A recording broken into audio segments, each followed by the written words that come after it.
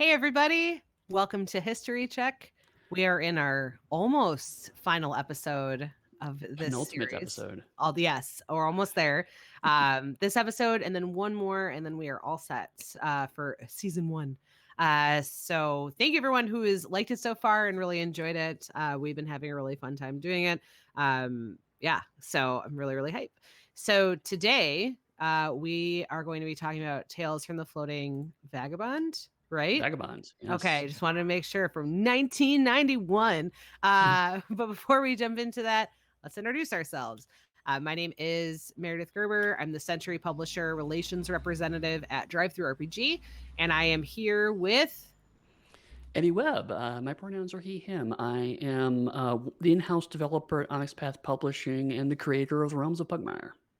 My pronouns are she, her. I always forget that until I said something. And I'm like, just say your name and your title. Just get those quotes out. You got the important stuff. It's fine. Yeah, I got the important stuff. Pronouns are important too. Sure. So yeah.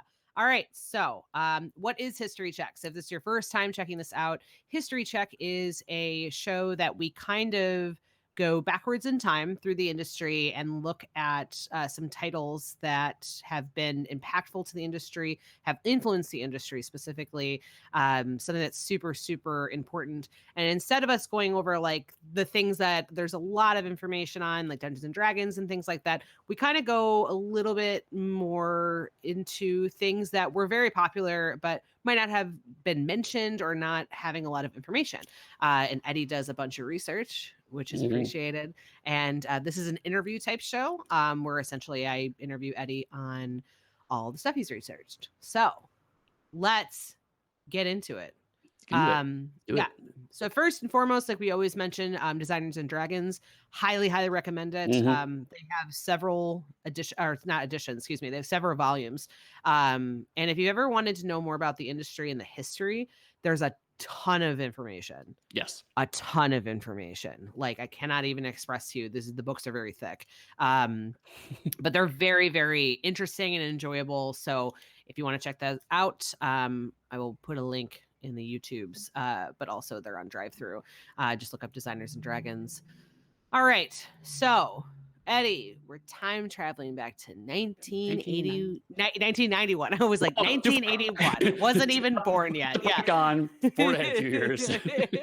We're time traveling back to 1991. What was the industry like in 1991? So the industry was an interesting place. Usually we try to pick interesting times in the industry for these shows. But 91, we're right on the cusp of Vampire the Masquerade releasing. And so this is kind of, we're going into what I think of as the third wave of role-playing games. First wave is definitely D&D releases, but a lot of the games are in a lot of ways D&D clones or otherwise riffing off of Dungeons and Dragons. Wave 2 is the industry starts moving more towards exploring things that D&D doesn't do well. So we're non-fantasy stuff. We're doing superheroes. We're doing military, so on and so forth. But it's still steeped in how Dungeons and Dragons fundamentally works or thinks. Wave 3 is when whole new ways of playing start really being seriously explored.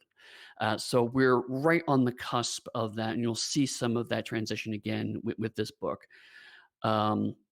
Also, this is a time where multi-genre games were really exploding. Some of the big ones like Torg and Rifts had just come out the previous year, 1990. And in the future, we're going to have Dream Park 92 and Nexus the Infinite City in 94. So this is definitely a time period where rather than looking at different genres, it's how can we do different genres simultaneously in the same game. And then finally, we've had a few years of templated character creation. We started to see in Time Master where a gameplay was simplified or characters were simplified and it was made a little easier. The next step was actually making templates you can just pick and then drop on your character sheet, make a couple choices and be done.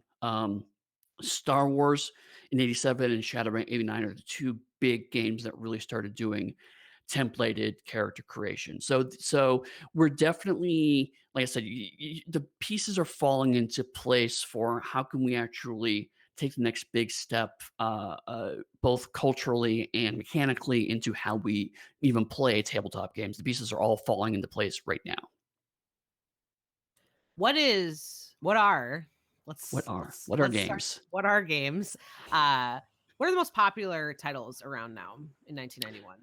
Dungeons& Dragons obviously still very popular. Although it is waning slightly, it is coming down from the high of the mid '80s. So it's still pretty popular. AD&D has moved to second edition, so it's still around, still the number one game, but it doesn't have quite the dominant share it used to.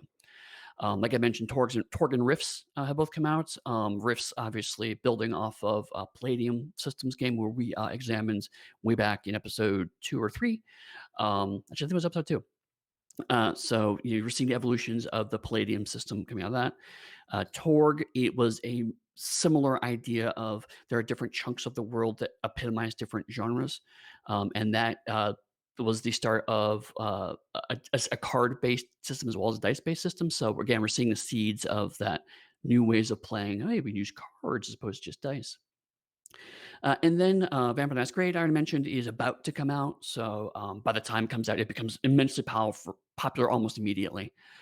So by the time 1991 ends, it's going to be popular. But also, Paranoia has come out recently, and Paranoia is probably at this time the most iconic, humorous tabletop RPG. There weren't a ton of humorous games on the market. Paranoia really explodes as both a humorous and a satirical science fiction game, and that's we're going to come back to Paranoia when we talk about this game. But it's worthy to note that Paranoia is the first really big, strong, funny satirical game that's come out that's been successful. Awesome. Very cool. Okay. So, who the heck is Avalon Hill? Who I guess I'm on Evan Hill, who published Tales of Vagabond. They're actually the oldest company we're going to look at. They were a war game company, goes all the way back to 1953. They created a game called Tactics, which actually is still played today. So I mean, Tactics has been around for a good long time, almost 70 years.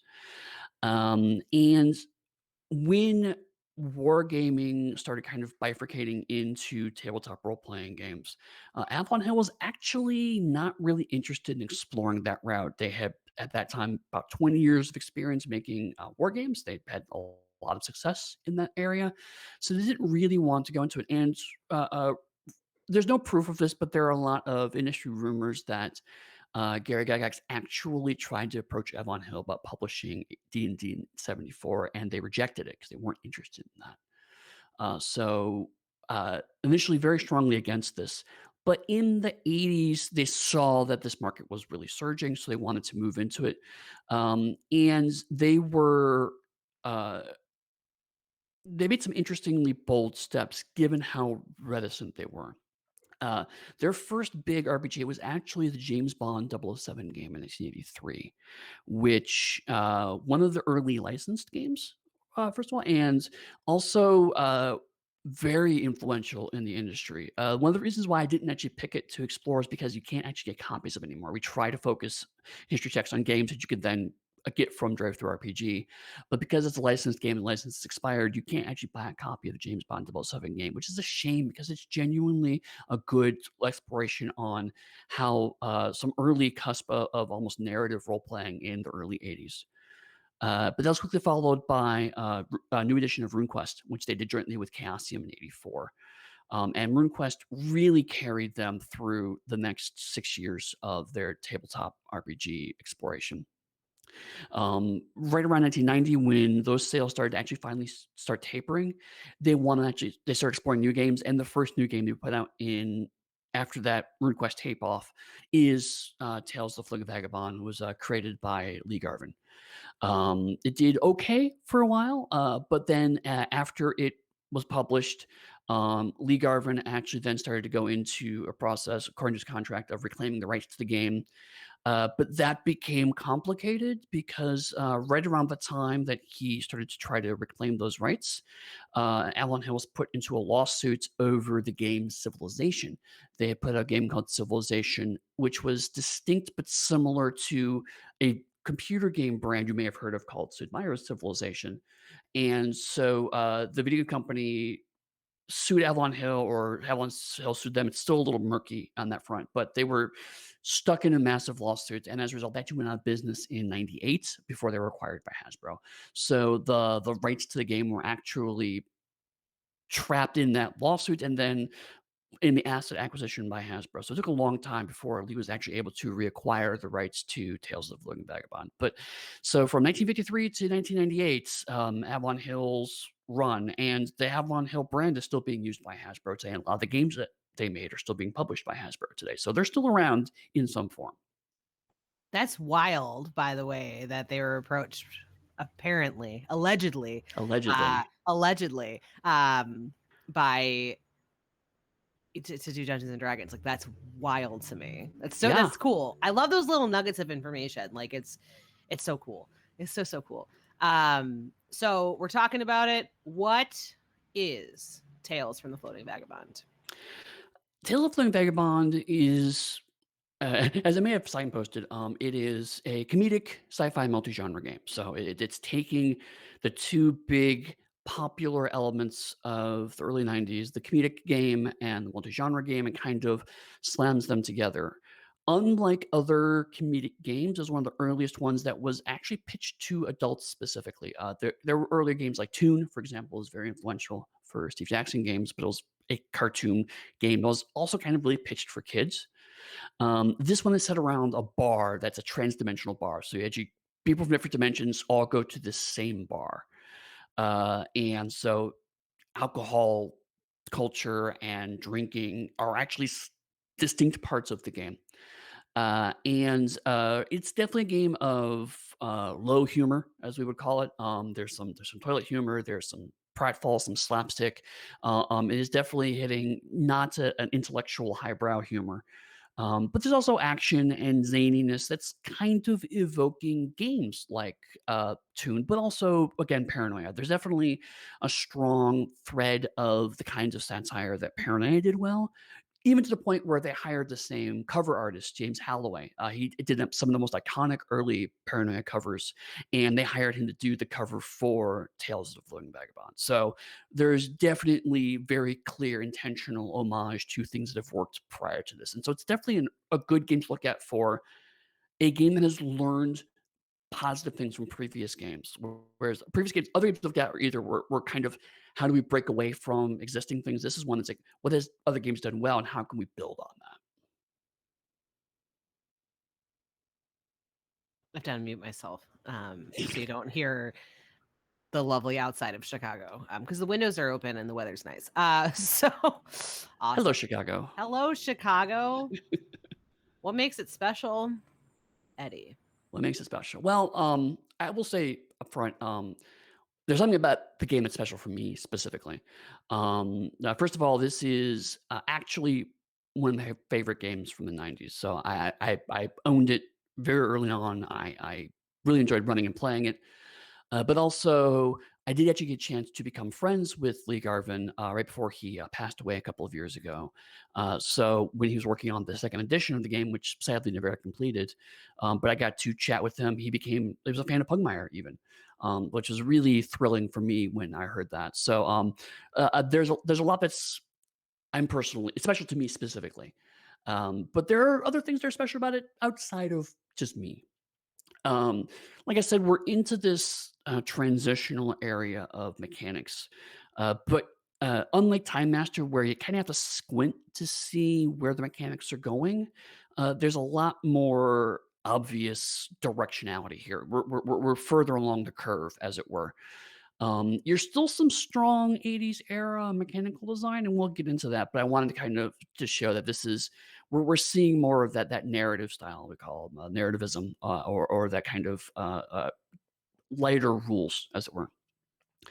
The writing style is actually directly silly. Again, in Time Master, we started to see some of that flavorful writing of rules. This is a stronger evolution of that. The game is directly silly, and in fact, a little insulting, which is interesting. It's the first game that I was familiar with where the game kind of takes the piss out of you, to use a British colloquialism. It does not take anything seriously, including you, the reader. For example, it is a game that, like other games, use templates as a basis and calls them for lazy people. So while you have full character creation rules, the templates are kind of presented in the, well, I suppose you can have this if you want, which is interesting. But the whole tone of the game is like this, um, and it's worth kind of pulling that out because we talked back in Bunnies and Burrows how in the 70s and early 80s there was this game master versus player antagonism design that was intentional. It came out of the wargaming history. And here that's brought front and center, but it's also played for laugh. So one of the things this game is satirizing is that game master player antagonistic dynamic. It's here. It's exists. It's prevalent, but also it's meant to be an object of ridicule. So the game master, for example, is called the bartender, and the bartender section of the book, there's a full page spread of a bartender putting a shotgun in the reader's face, saying, "Don't go any further." So it's taking that antagonism and just amping it up to ludicrous levels to go. This is actually not something we should critically examine this style of play to a degree. So pulling from games like Toon, where you can't actually die. This game has what are called oops points. They're not hit points, but it's really more of an abstract damage, um, where you just take arbitrary points, and then if you get to 0, you actually have to see you make luck tests to see if you actually die. And this is relevant for 2 points. One, is you're starting to see evolution into games that will take this further, like Teenagers from Outer Space, where you take damage from things that aren't explicitly combat.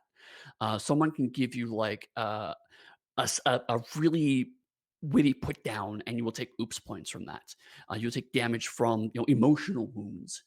So the idea that all of these points are really tracking is how long is it until you're no longer available to be as a player character. And the other is that with this luck test, we start to see an early example of what some people call protagonist armor or plot armor. The idea that as a player character, you're inherently protected. And there are certain things that can keep you from dying. And the game actually codifies that on some level. Again, Toon also did that by very explicitly saying, you just don't die. You're a cartoon. You come back to life in a turn. Other games, again, Teenage from Outer Space kind of did a very similar thing. This is one that you can die, but it's hard and it requires a certain amount of mechanics. So if you're a very lucky character, you're probably not going to die. It's pretty hard to kill you.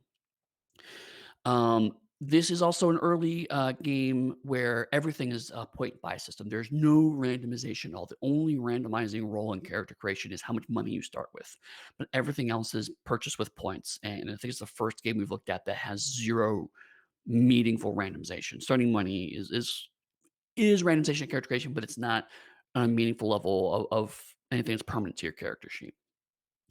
As I mentioned, there are templates here. They're an example of character templates. So you can literally just take the template, drop on your sheets. I think you make 1 or 2 choices, and then you just go ahead.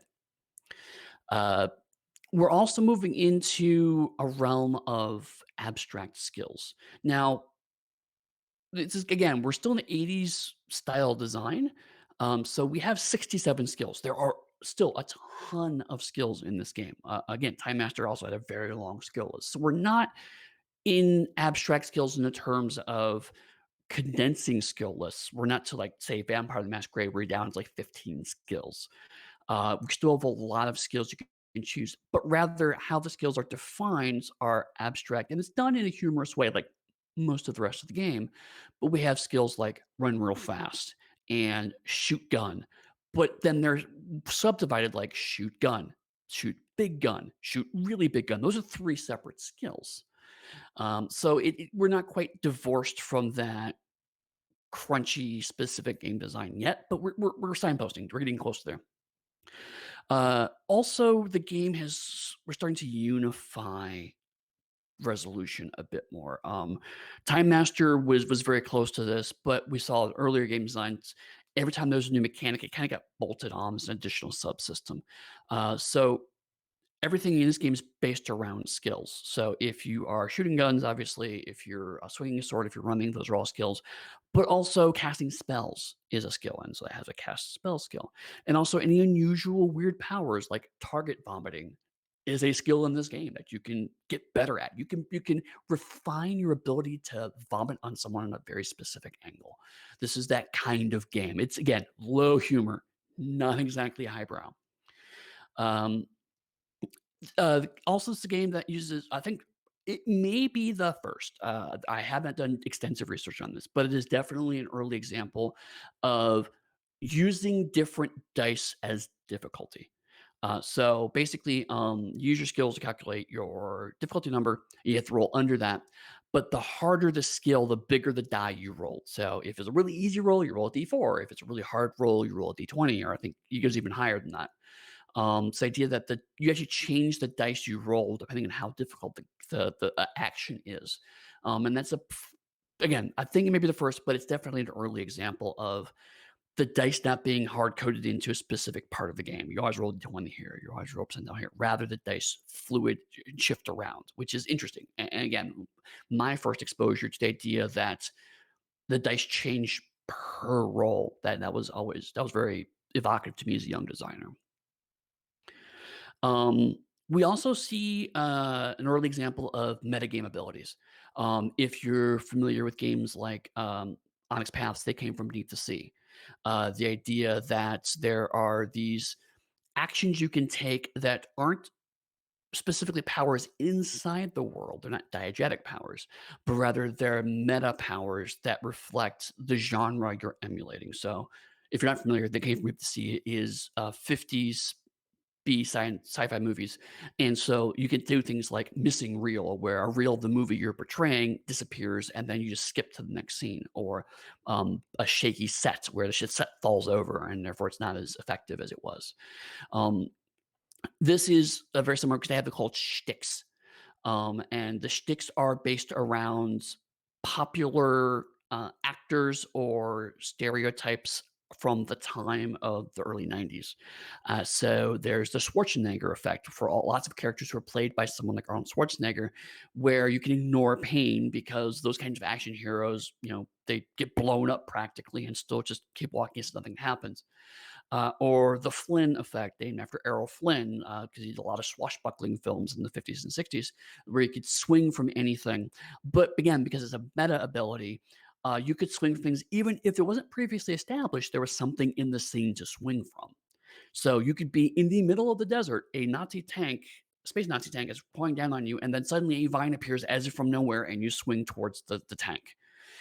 So you have the idea of you can use the powers that you shape the scene and take a small amount of game master control as a player and apply it. So that meta mechanic is starting to get some play here in a very specific way.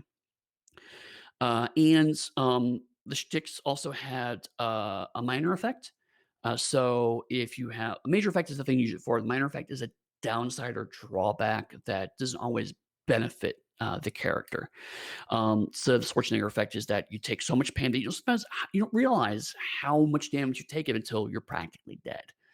Um, the Flynn effect is that you may spontaneously go into sword fights with people for no real reason. And to call back to the game master antagonism, it's still kind of inherent to the culture at the time. There was advice on how to use those minor effects if players were overusing the shtick. So if they were constantly using the shticks, there's no real penalty against using them. So if players were using them to excess, then you could use these minor effects to kind of start to spin it so that way it wasn't always beneficial for them, and get more of a balance there. So rather than having much more of a modern perspective where it's you limit them or make it a currency or otherwise find ways to negotiate how often you can use it and how well you can use that. Here was you can use as much as you want to, but then the game master had a lever to kind of push it to a negative level, so they didn't want to do that. So it's still kind of a punitive game design there. But again, we're seeing the early elements of meta mechanical manipulation. Um, and again, we talked in Time Master how there was, even though military gaming was a relatively short time period in tabletop RPGs, like maybe 3 or 4 years, It had a long trail of mechanical designs, and so in Time Master, a weird emphasis on military campaigns. Here, we see still some elements of that because there's lots of specific specialized equipment. A lot of it is still silly. So you have tables of things that go bang in the night, which is their explosive table, or things that protect you from those things, which is the armor table. So I mean, even though there's lots of different guns and weapons and equipment and whatnot, it's trying to play with the format, trying to make it fun and interesting, but there's still the expectation of players want these long tables of equipment. So that's still something that is expected. But we're also starting to explore narrative equipment that does things depending on what the story requires, which is interesting. Again, it's played as a joke here, you have gadgets called the Bzzzt brand gadgets, and it literally does generic science thing to you. So it's the you pull a gadget out, it goes Bzzzt, and it does whatever science thing you need to do. But that's really narrative equipment. It's the the tricorder. It's the um, most Star Trek gadgets, Doctor Who's sonic screwdriver. It does whatever the plot demands. But even though it's doing it as a joke here, it still does what it says in the tin. It's a device that's necessary whenever the plot or the character requires you to do a certain thing. Um, we've also talked in the past about how setting was very light in the 70s. We started to see more setting being codified, but in very ad hoc ways in the 80s. We're now getting to something close to resembling proper setting chapters. Again, Vampire the Masquerade is going to really codify that this is the thing that happens going forward. So we're not exactly like months away from that timeline, but we're already seeing strong stabs in that direction. We have a whole chapter here which just talks about how reality works. It's literally called Getting Real. It's chapter 5. And it covers space travel and magic and time travel and the time police and how to get drunk because it's a game about living in a bar. Um, it's not quite a setting chapter. It's closer to how Time Masters spell out the rules of the world in time travel in their book. So the setting is still implicit. So I mean, from a player's side of things, it's how the world works tells you something about the world itself. Uh, it's a little better than what Time Master did because Time Master was a game about time travel, and all the chapter was just time travel. This because it's such a wider range of things to do, you start to get a sense of what the game's about, and also because again the tone of the game is very funny. You get a sense of what the game's about because oh, this is a silly game. I'm not meant to take this seriously. So that certainly helps with that. And also goes into things like government and politics and business and corporate politics. So, and the fact that a group like the Time Police exists.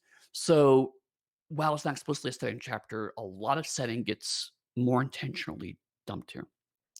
And I do want to note that, like a lot of games in the 90s, some parts just haven't aged well. For example, at this time, space Nazis are a group that is expected to fight, and they're presented completely as bumbling buffoons.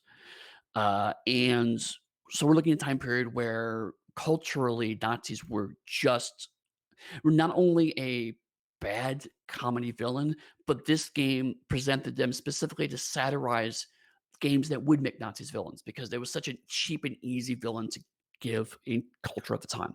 Obviously, now that we look back and realize, oh wow, white supremacy actually didn't die out, and it's sadly thriving at this point in time. So it's landing in a very off way now, but at the time you have to understand that Nazis were seen to be a relic of the past and were to be joke villains. And this game takes the joke villains and makes them explicitly a joke and actually builds on that joke to a degree. So there are certainly parts of this that aren't quite landing right. But even though this chapter is not an explicit setting chapter, the bartender does actually get a proper setting chapter. So we're at that stage where there is a proper setting chapter, but the players don't know it. They're expected to learn about it through gameplay. So Even going forward, there are still games today where there are chunks of setting that are explicitly secrets, but the percentage has steadily shifted to where the players are expected to know more and more about how the setting works. We're not there yet in 91. We're still at we'll give you a chunk of it, just enough to the basics of how you play your character. But everything else is on the game master to reveal. Where this gets interesting is that the combat system is also in the game master section. And again, I want to clarify, the game master section is prefaced by a giant full page picture of someone putting a gun in your face saying, "Do not go any further." It's clear the book does not want you to read anymore, but it doesn't tell you how to actually fight, which is interesting. So what you will learn as a player is everything used to make a character and how your powers work and how the physics work, and then it stops. And then everything else is in the bartender's hands to actually give to you. So you don't know how to fight until you get into a fight. It's an interesting design. My understanding, how I always took it was that the idea is that you want to overload your players with rules. This was an attempt to try to make games simpler for players. So as a player, you only have to read 62 pages and you've got it. The game's clear. But for a 102-page book, it's still a high percentage of the book. Again, these books are still not very large. We're still not actually big, huge tomes of game design yet. So 102 pages was still pretty, 96 page, sorry, 96 page book was still considered to be about average for a rule book.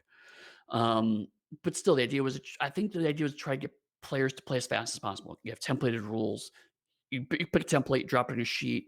You have the basic dice rolling, and then you just figure it out as you go along. And then combat will be explained to you when it gets to that. I think that was the intent, but it still seems like a strange decision in retrospect.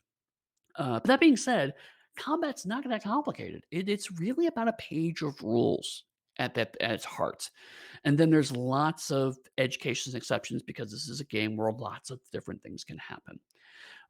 So it's definitely a little on the clunky side, but we're starting to jettison a lot more of that 70s and 80s era of depth of design. And because it's a comedic game, there's a lot of reasons why the clunkier parts of the game can kind of get a pass because it's meant to be silly. So if these rules don't make a ton of sense, that's fine. Uh, and in fact, the drinking rules, the rules you use to get drunk, take up half a page. So there is half as many rules on drinking as there are in combat in this game. So we're definitely seeing a huge shift away from combat as not only the core game design, but a disproportionately larger part of the game, like we saw in Time Master. We're now moving more towards combat as one part of a larger system design. Um, we're also moving into an era where actual explicit advice are being given to game masters. It's still thin from our perspective, but there is a decent chapter of pre-made characters and settings. So that's the first we've seen in our exploration so far. The idea that there are things you can just pick out of the book and drop into the game. That's not been much of a thing. The only thing that comes close to that was Time Master, where it explored different time zones and gave you some starting characters. But even then, that was like, here's 4 or 5 of those, and that's it. This is actually a relatively meaty chapter of strong starting points to work with. And we also have an example chapter or example adventure inside the book, whereas Time Master had it, but it was outside the book. Now it's actually in the book. There's an index of charts and tables. There's an example of play, which actually spells out how the game is played. There's actually some afterwards from both the author and the editor. So a little bit of attempt to make this slightly more of an actual book rather than just a set of rules where the language of the book, I mean, not the language in terms of how it's written, but rather how the book is organized and structured. We're moving closer to how books are actually put together, not how rule books are put together. That said, because it's Avalon Hill, there's still some weird idiosyncrasies. Again, this is a company that's been around for a very long time by this point. By the time this game comes out, the company has been around for nearly 40 years. They have around certain ways of doing things. So rules are still given kind of Baroque number codes. So, for example, everything in chapter 1, all the rules start with 1 point. something. But it's not just 1.1, 1.2, 1.3. It's generating characters is 1.1, assigning stats is 1.1.2, determining your beta gain cache is 1.1.4, and so on. So vehicles is 4.5.1 and whatnot. The idea of this is before page references were very easy to make, because typesetting would often shift page numbers around, before hyperlinks were a thing. This was a way to kind of easily say, see rule 4.5.1. It was a way to kind of cross-reference things in a way that was future-proof. You could reprint the rules, you could print them with another rule book, whatever, and you could future-proof the rules because that number code wouldn't shift. It would always be associated with that rule. It doesn't make a ton of sense in a tabletop role-playing game, and B, a funny tabletop role-playing game. But because that's just how Avalon Hill made games, so if you want to look up drinking rules, good luck. It's rule 7.6. And you can always find drinking rules at rule 7.6. And the code tells you it's chapter 7. Point 6 means it's probably later in the chapter, and you can just skim the headers to find that point 6 and then find that rule section. It's not a bad reference to my stretch imagination. It clearly worked for decades for Avalon Hill, but it is something that has largely fallen out of favor because it's so much easier now to make sure that page numbers are accurately referenced, and also because we have hyperlinks in digital products, that kind of cross-referencing isn't specifically needed anymore. So yeah, so that's a lot of things that I think are really interesting and compelling about Tales of Floating Vagabond. That is all super interesting, and it's cool as always to see essentially how its influence, which is our next question, how has it influenced the industry? Mhm. It's just cool to see, like, because you think of like all the books we have like now, and like how that is, like, they people have taken that and kind of changed it a little bit to work now. So Mhm. Yeah. how has it influenced the industry? Like what got taken? What's going on? It's interesting because I don't think this game directly influenced a lot of stuff. I think it's picking the same vibe that ultimately the World of Darkness is going to lay down going forward. So one of the reasons why I like this game is because it's so nearly could have been White Wolf in a lot of ways, right? It's channeling a lot of the same core vibes. It's a game that's doing metagame manipulation as in-game mechanics, which Vampire will eventually codify as willpower and to a degree blood points. The idea that you could spend a currency and make a thing happen in the game. That's basically willpower. This is a little more explicit about it though, and it'll be a couple of years before games start to more directly use that piece of things. So that part I think is something that this game does influence down the road. Uh, but it is signposting those abstract skills and equipments that games like Vampire will ultimately pick up and run with. Again, because it's so close production wise, I can't say this game influenced that. Rather, I think both games are drawn from that same well of we could do better in this area. And it's also shifting focus on mechanics that are important to the game, not just because they've always been there. It combats not a strong thing you need in a game about transdimensional drunkards. Um, but they're going to get into a bar fight, so bar fighting combat makes sense. And indeed, the actual game master, the bartender screen that comes with it, there's a little book that gets printed with it because. Quick digression. If you've ever wondered why game master screens come with books, it's because of a weird shipping law. If you ship books get shipped at a lower rate. Original reason for a lot of this culturally worldwide has been because shipping books is quote unquote educational, and they want to make it easier for libraries and schools and whatever to receive and ship books. So book rate, that's why you hear about book rate. It can ship cheaper. If you do a book that has at least 16 pages with a product, it can be reclassified as a book and therefore benefit from that cheaper rate. So a lot of game master screens, particularly in the 90s, but it still happens today, will get shipped with the small book so they can take advantage of that rate, but you also sometimes get cool benefits. And one of those in Floating Vagabond was a supplement called Bar Wars, which is basically how to do a bar brawl in this game. So it's definitely shifting towards here's how we can take the mechanics, strip them down to just what we need to emulate our specific vision of a game rather than Time Master, which is like, we're doing a game about cool time travel stuff, but also here's a whole bunch of warfare stuff because apparently that's a thing that people expect from our games. We're starting to jettison some of that. That's cool, and thanks for the fun delivery fact. I didn't know that. Here's all the dumb things that I know about this industry. It's cool. It's cool. I love it. Speaking of That's cool things, I am curious on your take because the design, the art style of this, it is very distinctive compared to some other games we've looked at, and I'm curious what yeah. your thoughts are on it. So we've essentially talked about the evolution, and like in the beginning it was just like a couple sketches and like maybe like one color for the cover. Like we are now getting into wizard action on the side of a van, which I am very into. It's that airbrush look.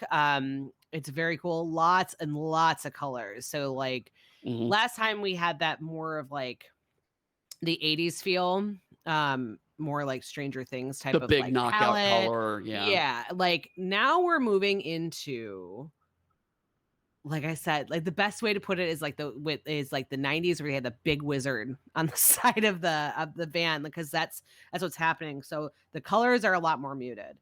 They're darker, which is fine. That Mhm, is my preference. So that's a hot start. The second thing too is you're seeing more color pages.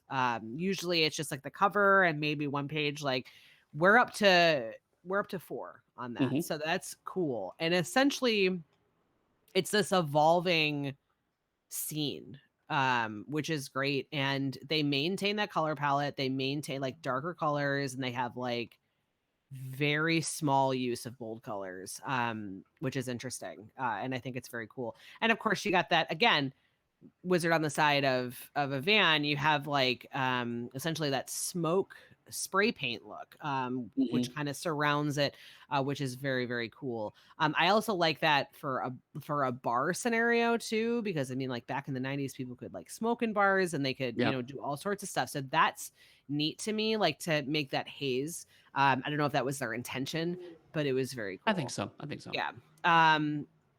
The most bold color they have is like a box, and it is a lime green, which is another big deep cut to the 90s. We all had MySpace. So that black on lime green, and like and that's something that's definitely happening. Um they're maintaining the two columns, um which we've seen a lot of, Mhm. and we see that today too. A lot of people do two columns. Um I mean, like, very rarely do I see 3 columns, 4 columns, but, like, 2 is, like, our main one. Um, and then you get into their drawings. So they have a lot of black and white drawings. Um, and they're less sketchy. They're more like, you know, black inked essentially, Mhm. which is very cool. The thing I really like is that they have just commentary under all their pictures. Yes. Like, there's one of this person who's like looking at their watch, and there's monsters behind them and they're in a suit, and it says cool, Alex wonders if he'll be late for his 7 o'clock dinner reservation. Like it doesn't even matter. Like it's just it's very cool in that regard. And they tell stories about these characters, you know, where um you see more of this now, like the inline of like, okay, like here's the text of it, here's what it looks like. They have one about like the oops points, like this is they're about to exhaust their oops points. So like it's cool because it generates scenarios and ideas for storytellers, Mhm. which is really really nice. That it's not just artwork anymore. It's not just like, okay, this looks cool and this is like thematic. Like it's like, hey, this is what we're talking about right now. We're talking about this thing. This is what it looks like drawn out.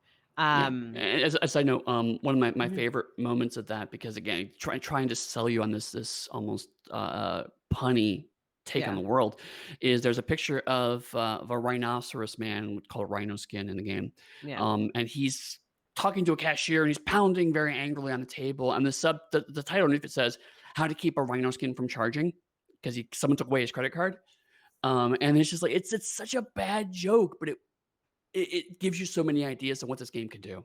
Yeah, absolutely.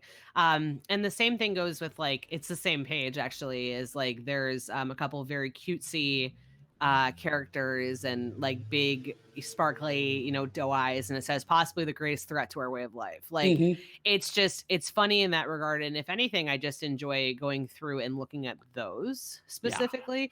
Um yeah, because like I said, they tell a story for all the characters. All the characters are involved in different ways, and I like to you see this sometimes in tabletop role playing games where they have like certain NPCs that are like they're kind of sprinkled and dabbled, whereas this one is very like, okay, these are like their main core characters and they show up a lot. Yeah. So you Yeah. have that identifying idea of, okay, I like Alex a lot. Alex is a really cool character. Like, and then you see Alex doing different things and they can imagine you being doing those different things.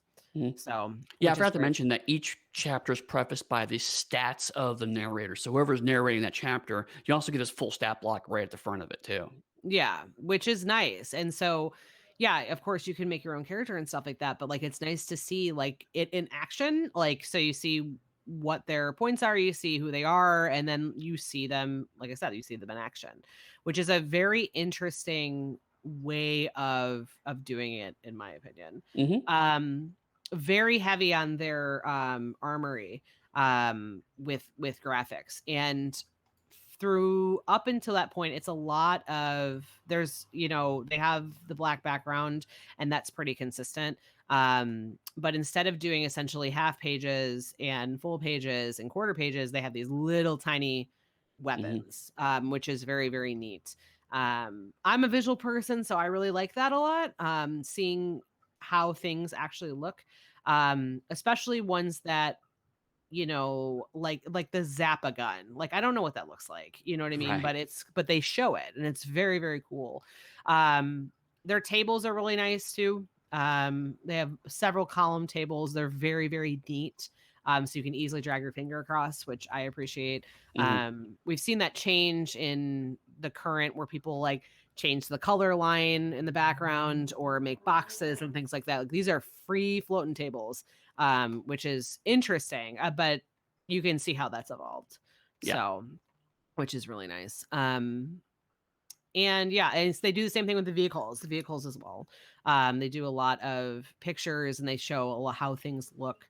And I like that, and there's a lot of tense thematic moments in here too, Mhm. which is also what I like is like, yeah, a lot of them are like doing mundane things. They're just kind of sitting, at a bar and enjoying themselves. But like they have really intense moments of people fighting together, and actual action scenes, which Mhm. is nice. That's always nice too. It's nice to have a good mix, I guess would be the thing. Yeah, I So mean, it definitely tells you that this is a game that is funny, but also has a strong kind of action adventure core underneath of it. yeah, even the bartender. So I like the bartender section keep out. Like that's a big piece. That's not like a Mhm. small piece where it's like, hey, like please keep out. It's like it's the whole page. Yep. And that shotgun is in your face. Those circles are massive. And the thing is too is like they don't stop there, right? The next page is if you can read this, you're too sober. Like, Mhm. and they're padding it essentially to be like, hey, like do not read ahead. You Mhm. know what I mean? Like they're essentially doing this morning, which is really neat. Real clear text. Got the serif font, which is very easy to read, which I appreciate. And they maintain the serif font as well too, for their headers, which is something you don't see a ton. Yeah, A lot usually of people do you're sans mixing it serifs. up. Yeah. hmm I think like they on their signs though, their signs are very like bold. Like if they have a picture, if they have a sketch of a sign or anything like that, they're very bold. Very sans serif, which is interesting that they chose to do that. And I don't know if that's because it's like written. Maybe. But yeah, it's possible. Yeah. So um and I love the adventure, etc. and headache, is great. So overall, I think that we've seen that evolved, and a very detailed map. That's the other thing that really caught my eye as well. Like they have several detailed maps. So I mean, it's a whole thing, and a Yeah. glossary of terms, which Some Yeah. publishers now do that. Um, a lot do not. I love glossary of terms. That's super helpful for me. Because if I'm reading, sometimes books will assume I know what they're talking about. Right. So having a quick glossary of terms, being like, oh, okay, that's what that means, is nice to flip back and forth for. Because of course there's indexes and things like that, but like glossary of terms is key. I Yeah. love glossary of terms. So I really appreciate that they put that in there. Um, and as for their character sheet, super simple.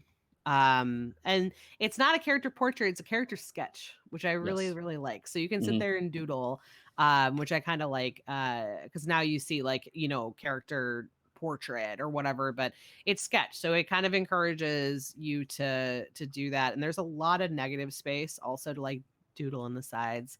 Again, that's a me thing, but I think that's really great. No, totally. I love it. And then they and then their business cards are great. At the back, at the very, very back, they have a couple business cards like Acme Rent, Rent and Spartan Bodyguards and things like that. And they are like, they're that 90s like really bad font, like Yeah. really bad logo, like ridiculous tagline. And I like that too, because that also gives her the feel of the game and how ridiculous and funny it is. So A work, Avalon Hill is the TLDR. Yeah. No, it definitely, it's a game that once you see the art, you not only immediately know what kind of game it is, but also it's really hard to not see the game as anything else. It's like, I can't. There are other supplements that have different artists on them. It's hard for me to see those supplements as kind of valid because the art style is so distinctive and so nails the tone the Yeah. first time out. So yeah, it's one of those things that I could see these pictures in my head still, even before I look at them again. It's like I know some of these pictures because they're just so iconic and evocative. Yeah, absolutely. So those are my design comments. Yeah. Yeah. So there we go. So that's Tales from Floating Vagabond. Yeah, we did it. That was very fascinating. It's cool. I love the old, like the older games and stuff like that, but it's very like cool to really get into things that are closer to us that in Yeah. time. Because now you can really start to see like how things are starting to progress. And that's my favorite part so far Mhm. is seeing that and seeing the progression and how close we are that like even though this book is from 1991, like there's so many elements that have been taken and a design standpoint that have been taken that still get used today. So Yeah. that's pretty cool. I mean, like I know for Onyx Path, like it's action shots, it's portraits, it's stories, in their artwork. And that's cool that that's still a thing. So, and I really enjoy that a lot. So A++. Absolutely. Absolutely. 12 And 10. the next episode, our final episode, is actually going to kind of continue that trend, because I'm going to look at the 1994 game Nephilim, which was a Chaosium game. It was actually a translation of a French game. But you'll start to see the stuff that's those early 90s stuff I was talking about, again, that vampire influence. There are so many companies that try to chase after that vampire World Darkness look and feel. And this is one of those games that's trying to be more like that. And so we see again a huge shift in how things look. And again, we're a steady move closer towards Right. what we recognize as modern game design. So this is Yeah. gonna be fun for next time. I'm excited. So yeah, you'll have to join us next time as we get our final episode in. Very exciting. Indeed. So special thanks to you viewers for watching. Thank you so much for hanging out with us and listening to Eddy rap about this. It's so fascinating. Big thank you to Lysa, who's our tech wizard, and making this possible. So thank you, Lysa. You are the best, and we really appreciate you. So, Eddy, where can people find you? You can find me on Twitter at Pugsteady, Pugsteady. You can, if you want to check out more of my work, you can find that on my website, pugsteady.com. I'm also generally around in a whole bunch of Discords these days, but the Onyx Path is probably the main one where you can find and hang out with me.